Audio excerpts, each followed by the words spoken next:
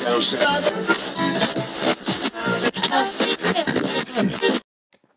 guys, it's Natasha. So I hope that you guys had a lovely week, and I'm again super excited to watch this next episode of Attack on Titan. So today I'll be doing a reaction review of episode 23. This will contain spoilers, so if you have not watched the episode yet, please go watch episode 23 before you watch this review. Anyways, I'm going to go watch the episode now, and I'll see you guys later. Bye!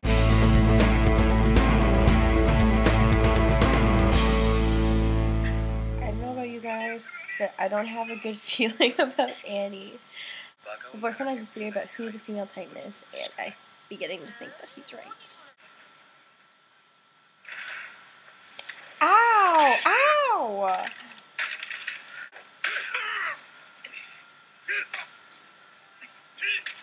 Poor Marlo.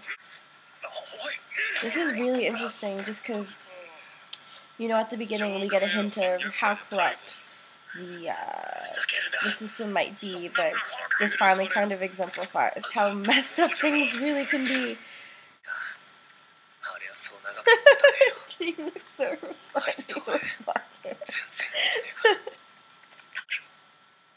funny. It's her. I knew it. I knew it. Oh my gosh. Oh no. Oh no. No. No, not inside. They do this to you every single time.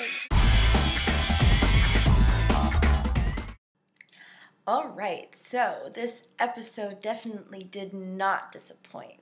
Rather than insane plot twists, what the show needed before the end of the season was a confirmation of what's already been happening. Just as a recap, Eren and the Zervi Corps have been brought into the city. Eren in particular is facing trial once more, and unlike last time, he might not come out of it alive. So that's the context for the episode. Two really big things happen during this episode. First, we find out who the female Titan is, obviously, and second, we get a bit of insight into the view of the citizens inside the wall and the corruption within the military police, as well as the soldiers' organization as a whole.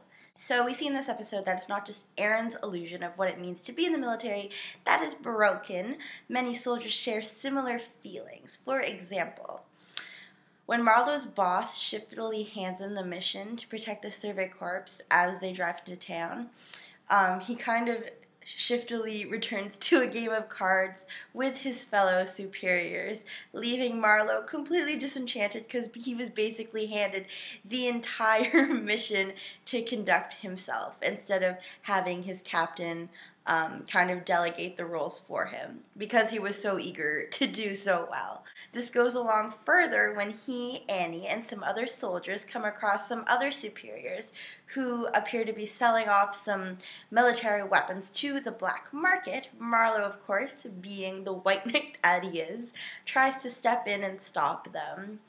But, of course, military police is demonstrated to be corrupt, and he basically gets his ass whooped and kind of told to stay in place before Annie and his peers step in. Before things got too crazy, though, the two soldiers saw that they were causing a bit of a scene. The citizens were kind of looking on, so, you know, they casually let them go and fled the scene reluctantly. We kind of get a hint that something is awry within the infrastructure of the military police, the Survey Corps, etc., etc.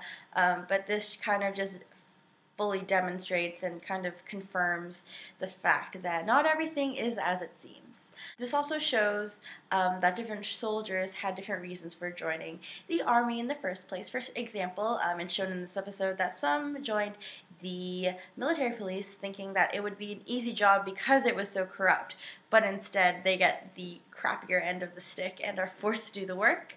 Some people are like Marlo, who are super gung-ho about helping out the people and the citizens in their kingdom, and some people are like Eren, who think and some people are like Eren, who originally thought that the job in itself was just really noble and super badass, and also have a bit of a vengeance towards the Titans, as he obviously does. But in the end, I mean, at this point, all those reasons appear null because the rookies really are just as I said, becoming slowly and slowly more aware of the fact that it's not so great being in the army. The people in the military police are kind of, again, like I said, given the crappier end of the stick in terms of the work that they have to do because their superiors are kind of slacking off and making them do all the work because of the fact that they're rookies. While, people in the Survey Corps, they're subjected to, nothing more than death, destruction, emotional turmoil, and that kind of thing. However, I found that Marlowe's case, although brief, was poignant, again demonstrating the show's ability to produce strong secondary characters. Every time they bring someone in, again, it's not just a wishy-washy, disposable person. They're characters with real personalities, and even though their appearances are brief, they're there to make a point, and I feel like a point was definitely made in this episode with regards to Marlowe. After this, a brilliant plan begins to unfold. While on patrol, Annie gets beckoned by a cloaked Armin who pleads for her help in allowing for Aaron's escape. After a bit of debate, she reluctantly agrees and leads Armin, Aaron, and Mikasa through the city as they're kind of cloaked, hidden, in disguise, so that they can be undetected. They explain that Aaron and Jean switched places, which I found hilarious because Jean looked completely uncomfortable in that little carriage, and he looked just kind of funny with black hair. I thought that it was really great comic relief, even though it was a bit more of a serious situation. When the three suggest that they head underground so that they can get closer to the edge of the city, Annie begins to hesitate.